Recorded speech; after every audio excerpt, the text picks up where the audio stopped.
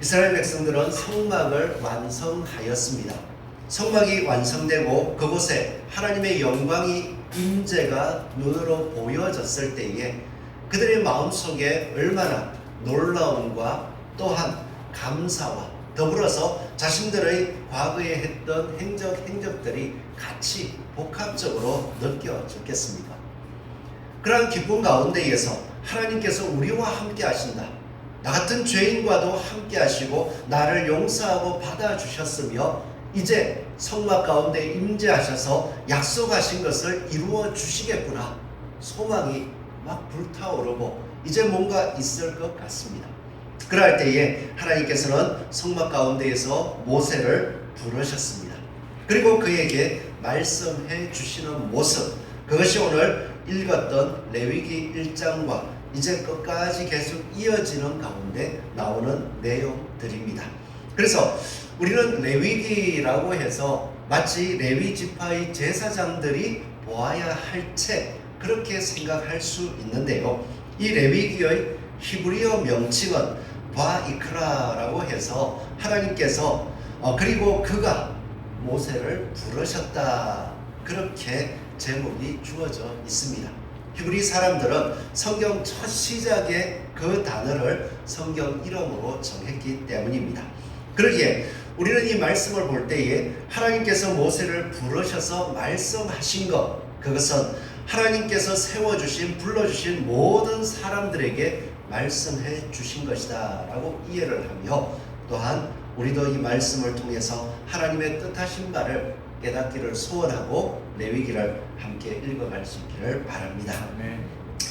하나님께서 모세를 성막 가운데서 부르셔가지고 이 레위기의 말씀을 주셨는데요. 레위기는 제사법과 정결한 것과 부정한 것을 구별하는 법에 대하여서 말씀해 주고 있습니다. 그래서 1장과 10장까지는 제사 제도와 그 제사 제도를 집례하는 제사장을 임명하는 모습을 기록해 주었고요.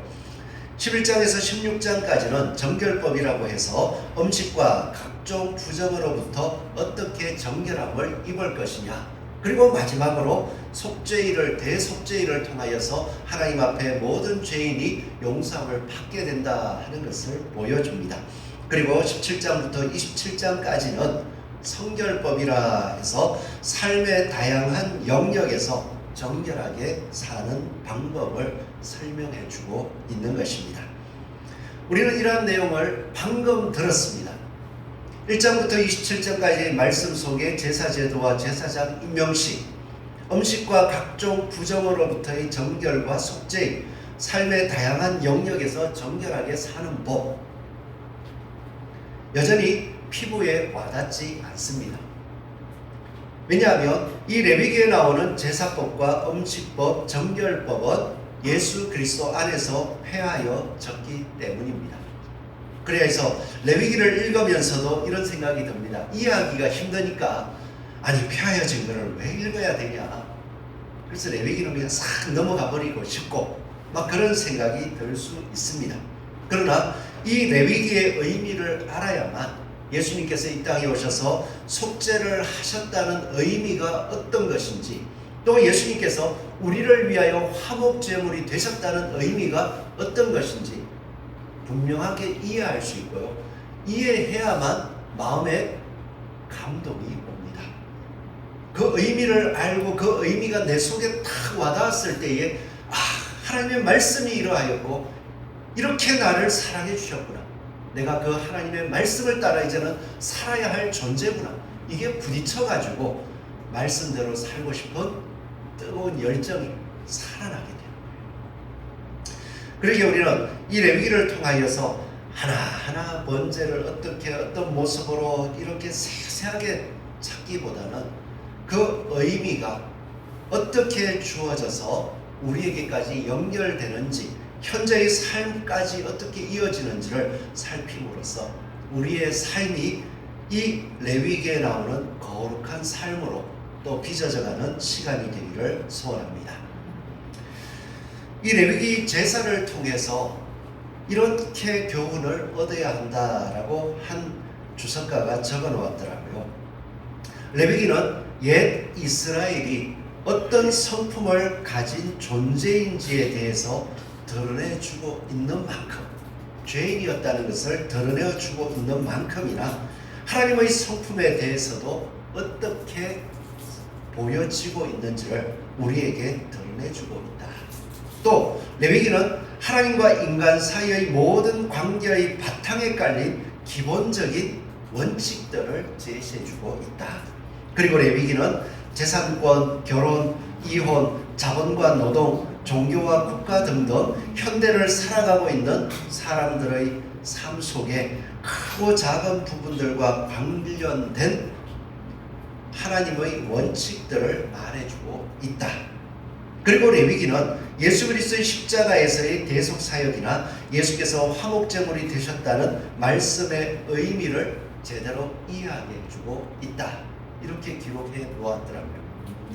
한마디로 정리하자면 레위기는 하나님의 성품이 어떠하며 우리의 성품이 그것을 어떻게 닮아가야 할지, 그리고 하나님과 우리의 관계가 어떻게 해야 될지, 하나님의 백성으로서의 삶의 문제 등에 대해서 어떻게 살아가야 할지 모든 것을 가르쳐주고 있다는 것입니다. 그래서 이 레위기의 이 말씀들 하나님께서는 너무 중요하게 보셨고, 이스라엘 백성들이 이 말씀을 가지고 사느냐 못 사느냐를 통하여서 이스라엘 백성이 상을 받느냐 벌을 받느냐가 결정되더라고요. 에스겔 선지자의 삶을 바라보면 에스겔 선지자는 포로로 잡혀갔습니다.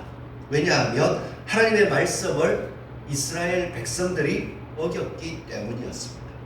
보통 어긴 것이 아니라 좀 어기기 시작할 때에 오늘처럼 말씀이 들려졌어요. 너희들 말씀대로 모세의 율법처럼 살아야 된다. 그렇게 살다 보면 너희들 심판당한다. 경고를 들었습니다. 근데 당장 경고만 하시지 심판이 아니마니까 계속해서 말씀을 어기고 자기 살고 싶은 대로 살았어요. 또 선지자를 보냅니다. 또 보냅니다. 그리고 그 속에서 상시적으로 선지자가 머물면서 계속해서 길들을 잘못 가고 있다, 잘못 가고 있다, 심판당한다 말씀을 전했습니다. 그렇게 전했는데 끝까지 안 들은 거예요. 그래서 하나님께서는 말씀대로 심판하시고 그 가운데 거룩한 제사장이었던 에스겔도 포로로 잡혀갔습니다. 포로로 잡혀간 가운데에 하나님을 소망하고 있던 에스겔에게 하나님께서 임재하시고 또한 미래에 있을 일들을 하나하나 알려주시는데 그 중에 첫 번째가 하나님의 성전이었던 예루살렘 성전 파괴당할 것이다. 에스겔 선지자는 포로로 잡혀갔는데 하나의 희망과 같았던 성전을 향해서 성전을 하나님께서 부셔버린다. 그런 이야기를 했어. 진짜 부서졌습니다.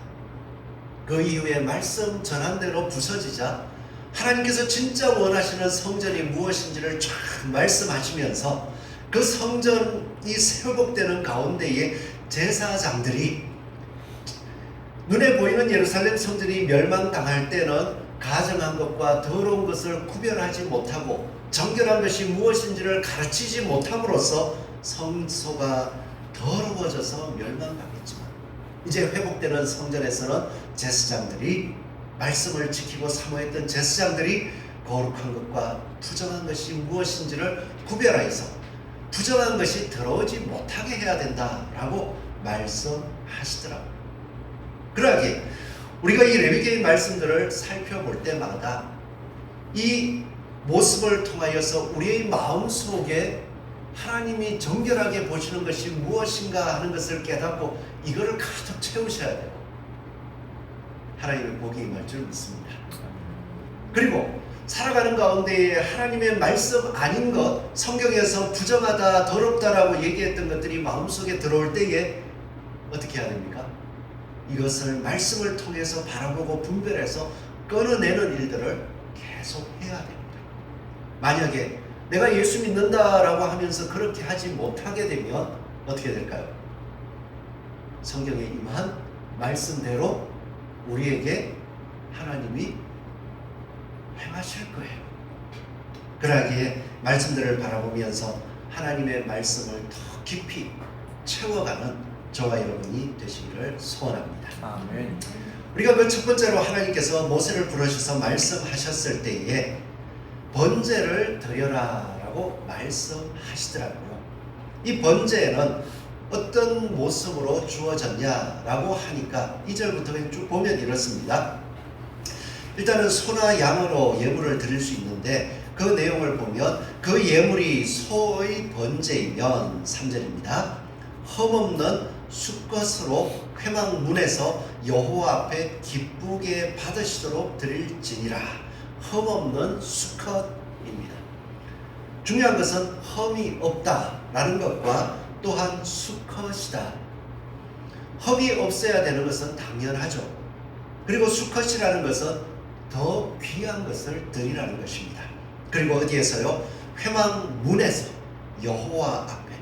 회막문이라고 하니까 우리는 이 제사 제도나 하나님의 백성으로 살아가는 모습을 생각할 때면 몇 주간 살펴봤던 성막과 시내산 앞에서 언약을 맺었던 모습이 이제는 머릿속에서 떠나면 안 됩니다.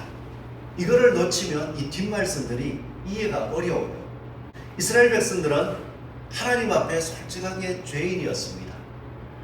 그들이 행동했던 모습을 보면 하나님이 은혜를 베풀어 주셨음에도 불구하고 여전히 말씀대로 살기보다는 자기 고집대로 살고 하나님이 기뻐하시는 방법이 아니라 자기 마음대로 살려고 하는 사람임이 계속 보여졌어요. 그런데도 하나님은 그들을 아브라함 때문에 은혜를 베푸셔서 불렀습니다. 부르시고 나서 그들과 언약을 맺기 위하여 신의 산 위에 내가 임재하겠다라고 말씀하시면서 이스라엘 백성들에게 준비해라. 몸을 씻고 하나님 앞에 예배드릴 준비를 해라 라고 하면서 했던 것이 번제를 처음에 드린 거예요. 그 산 앞에서. 그 번제의 모습을 이제 한번 생각해 보자고요. 자기 자신의 모습을 볼 때면 죄인이었습니다. 그런데 하나님께서 나를 받아주시고 또한 하나님께서 임재하셔서 약속하시고 복을 주시겠다 말씀하신답니다.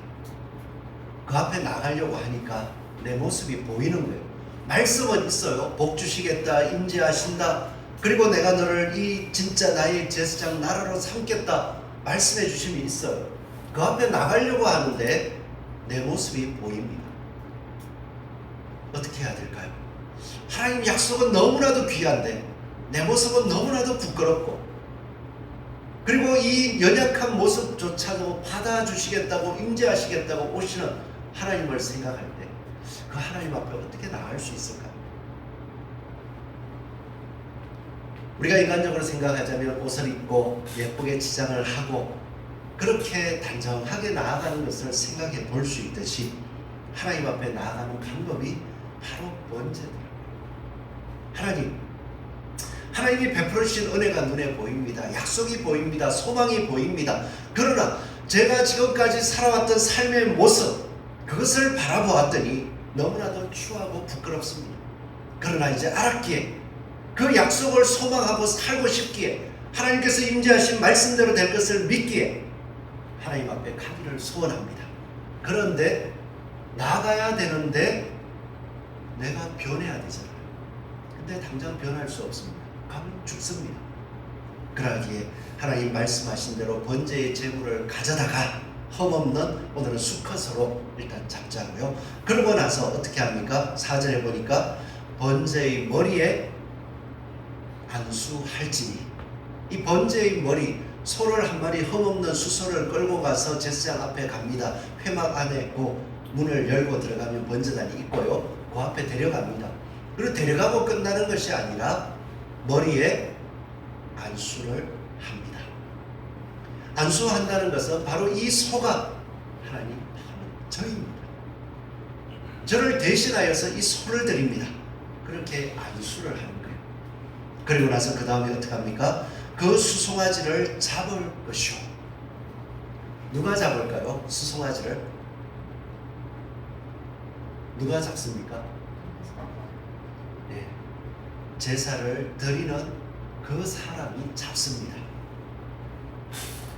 근데 우리는 이제 소라고 하니까 이게 좀 진짜 요즘 느낌이 잘 안 와요. 그죠? 원래 여기서 소, 양 이것은 시장에 가서 사와가지고 드리는 게 아니라요. 가축입니다. 가축.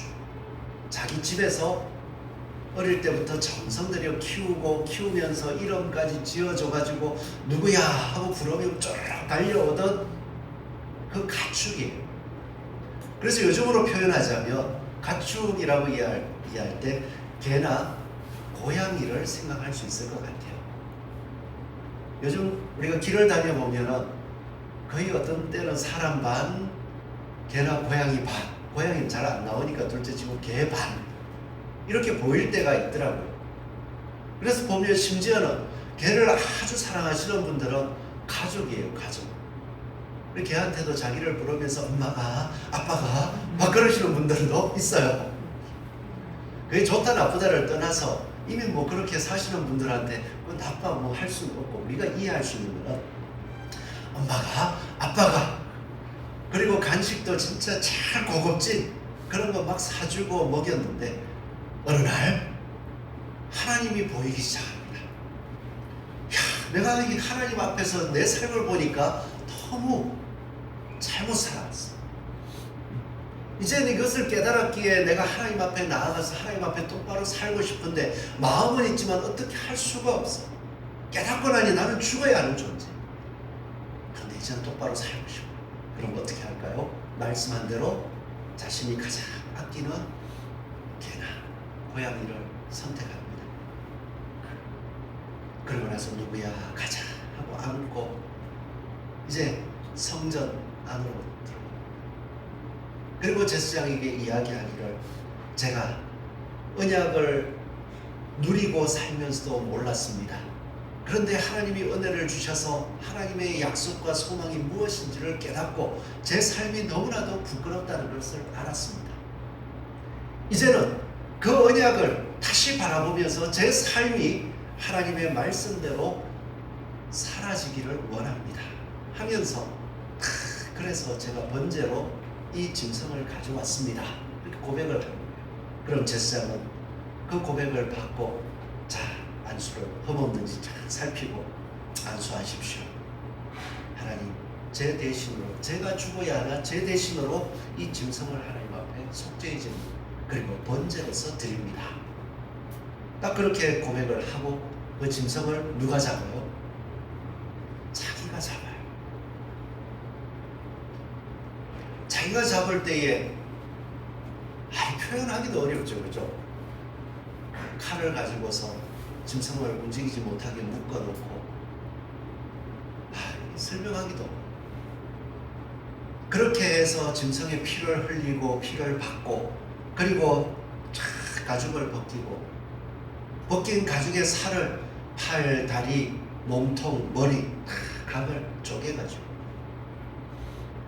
하나님 앞에 드리기 위해서 하는 시간의 삶들 뭐가 보이겠습니까? 하나님, 내가 가장 사랑하는 짐승이었는데 그 짐승을 이렇게 쪼개는 모습을 볼 때 하나님, 제가 이렇게 지금까지 하나님 주신 은혜 가운데서 살아왔던 모습을 생각하면 이렇게 죽어야 할 존재입니다. 하나님 용서하시고 이제는 제가 다시 한번 말씀대로 살 수 있도록 저를 받아주십시오. 그렇게 드리는 게 번제입니다. 그렇게 그것을 다 쪼개드리면 피는 생명을 상징하는 것이니까 제사장이 제단 사면에 탁탁탁 뿌려가지고 생명이 속해진 걸 상징해 주고요. 그리고 몸은 어떻게 해요? 싹 다 그 앞에 회막 문 열고 들어가면 있는 번제단 거기에 다 얹어가지고 가죽 빼고 모든 것을 싹 불태웁니다. 싹 태워지는 거예요. 그렇게 할 때에 하나님께서는 말씀하시기를 4절에 보니까 그를 위하여 속죄가 될 것이요. 그렇게 드릴 때에 그의 마음속에 하나님의 약속대로 살지 못했던 그 모든 것을 씻어 주실 것이요. 그리고 나서 그 모든 재물을 나무 위에서 불태웠을 때에 하나님께서 향기로운 냄새라 하나님께서 받아 흠양하시고 받아 그를 받아 주실 것이요. 그렇게 말씀해 주시는 거예요.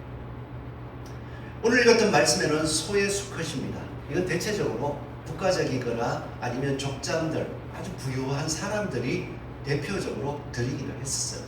그럼 가난한 사람들은 어떻게 할까요? 중간 정도, 나는 중산층이다 하는 사람들은 양이나 염소 중에서 선택해서 동일한 방법으로 드리고, 나는 양과 염소조차도 드릴 수 없는 가난한 사람인데 하나님의 그 가난한 가운데서도 하나님의 은혜를 알았어. 그럴 때는 오늘 14절 이하에 나오는 것처럼 새로서 예물을 드릴 수도 있었습니다.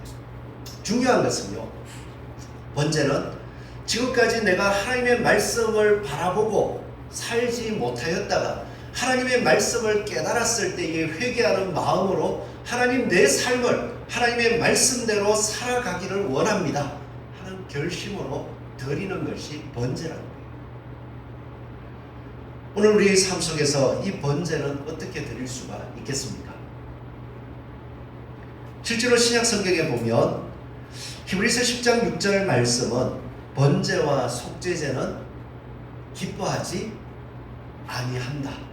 히브리서의 말씀이에요. 그렇다는 이야기는 구약 오늘 읽은 말씀처럼 제물을 가져다가 안수하고 드리는 걸 하나님이 좋아하신다는 건가요? 안 좋아하신다는 건가요? 안 좋아하시죠. 번제와 속죄제는 기뻐하지 아니하시고,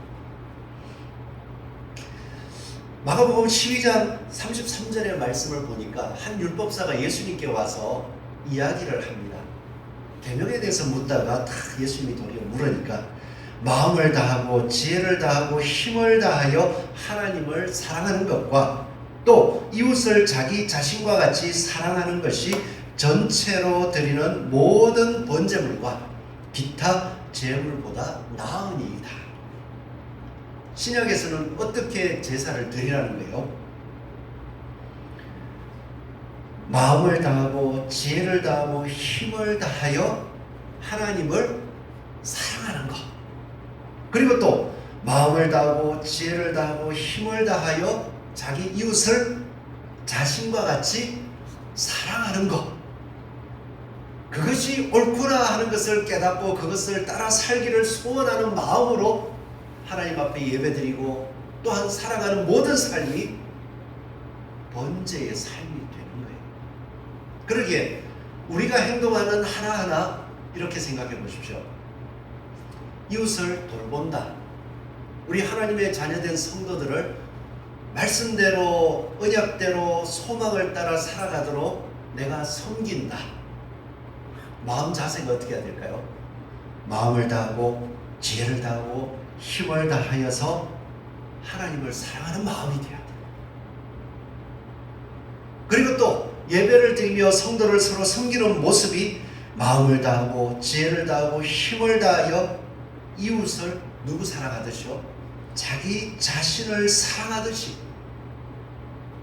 내가 구원받기 위하여서 거룩하게 살고 하나님 앞에 헌신되어 살아가기를 원하면서 하나님의 은혜를 구하면서 내가 죽지 않기를 바라듯이 그 사람들이 세워지도록 사랑하는 마음을 가지는, 이것이 맞구나 라고 인정하고 행동 하나를 해도 그것이 바로 뭐가 됩니까?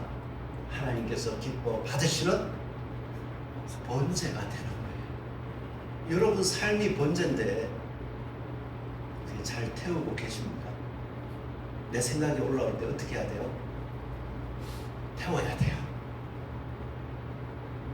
그리고 내 몸으로 살아가고 싶은, 말씀대로 사는데 게으름이 생깁니다. 하고 싶은 마음이 들지 않습니다. 어떻게 해야 돼요? 그것도 태워야 돼요.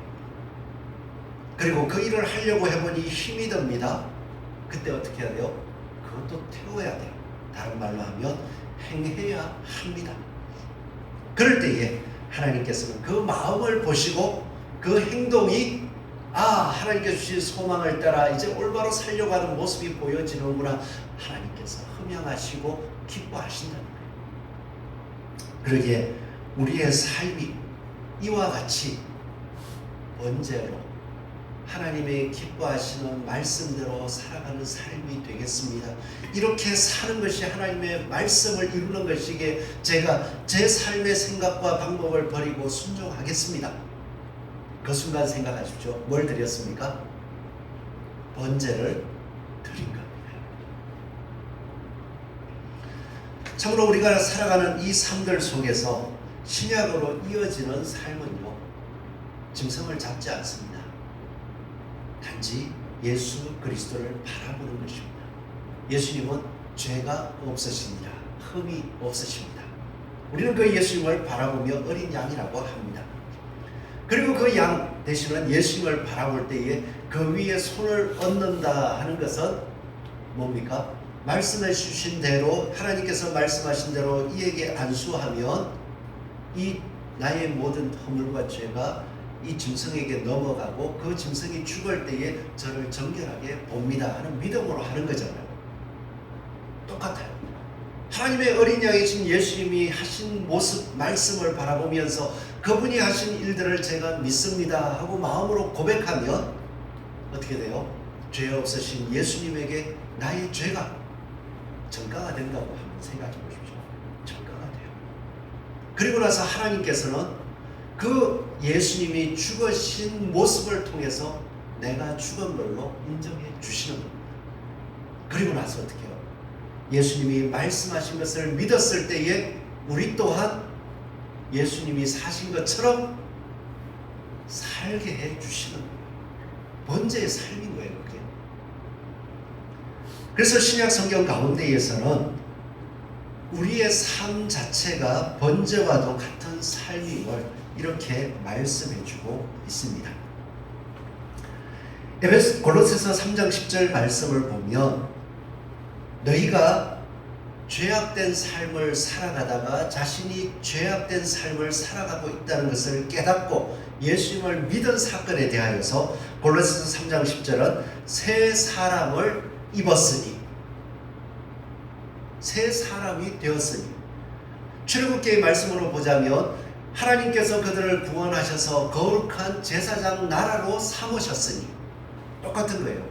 새 사람을 입었으니, 자, 새 사람이 뭔가요? 이는 자기를 창조하신 이의 형상을 따라 지식에까지, 어디에까지요? 지식에까지 새롭게 하심을 입은 자니라. 혹시 지식에까지 새로워지셨습니까? 예수님을 믿으면서 세상을 살아갈 때의 가치관이라고 이야기하죠. 가치관이 예수님의 말씀으로 딱 세워졌습니까? 가장 핵심적인 것, 다시 강조합니다. 선으로 악을 이기자. 아무리 말씀을 봐도 이 깃발밖에 없어요. 자, 악인들 사이에 선을 행했습니다. 악인들이 선을 보고 마음이 변할까요? 안 변합니다. 도리어 악을 행할 때도 있어요. 그때에 우리는 또 어떻게 합니까? 마음에 또 솟구치는 육신의 혈기 때문에 또 악을 행할까요? 예수님 때문에 못해요. 또 선을 행합니다. 그런데 또 악이 와요. 어떻게 해요? 하나님은 심판주이십니다. 제가 이 선을 행하시는 것을 보고 하나님 갚아주시고, 또한 이 선을 바라보며 악을 행하는 자들 하나님께서 말씀하신 대로 공의롭게 판단해 주시고, 예수님, 이 하나님 어서 오시옵소서 기도하면서 또 걸어가는 거예요. 그게 바로 창조하신 이의 형상을 따라 지식에까지 새롭게 하심을 입은 번제의 삶입니다. 에베소 4장 24절은 또 똑같이 이렇게 이야기합니다. 하나님을 따라 의와 진리의 거룩함으로 지으심을 받은 새 사람을 입어라. 쉽게 예수님 따라 사십시오. 예수님 따라 살겠다 마음 먹고 비춰보니까 내가 연약하고, 또한 이 연약함 속에서 예수님을 바라보고 하나님 앞에 나가서 은혜를 구하고 힘을 얻는 것, 그렇게 행동하나 번제입니다. 내 모든 생각을 태우고 말씀대로 살아가는 번제입니다. 그렇게 할 때에 하나님께서는 이렇게 하시기를 원하시는 모습이 있는데요. 빌립보서 2장 15절을 보면 이는 너희가 이 악한 세상 가운데에서 흠이 없고 순전하여 어그러지고 거스르는 세대 가운데서 하나님의 흠없는 자녀로 세상에서 그들 가운데 빛들로 나타내며 번제로 드려진 삶을 보여주는 것입니다. 오늘 우리가 이 말씀들을 대할 때에 우리의 삶 속에서 하나하나를 살펴보자고요. 새 사람을 입으셨습니까? 우리가 새 사람을 입고 나서 창조하신 이의 형상을 따라 지식에까지 새롭게 하신 하나님을 따라 의와 진리의 거룩함으로 지으심을 받고 매 순간을 그걸 이루기 위하여서 내가 헌신하고 그것을 이루도록 살아가는 것을 이끌기 위해서 섬겨가고 있는지, 우리 성도들끼리, 우리 성도님들은 참 잘하시는 것 같아요. 근데 더 중요한 건 제 앞에서 말고, 교회 앞에서 말고, 가정에서 혹시 내가 번제적인 삶을 드려야 조금 더 넓게는 내가 틀을 잡고 있는 직장에서, 그리고 나와 만나는 사람들 앞에서 항상 하나님 앞에 드려지는 번제와 같은 제사, 나는 이렇게 드려질 수밖에 없구나,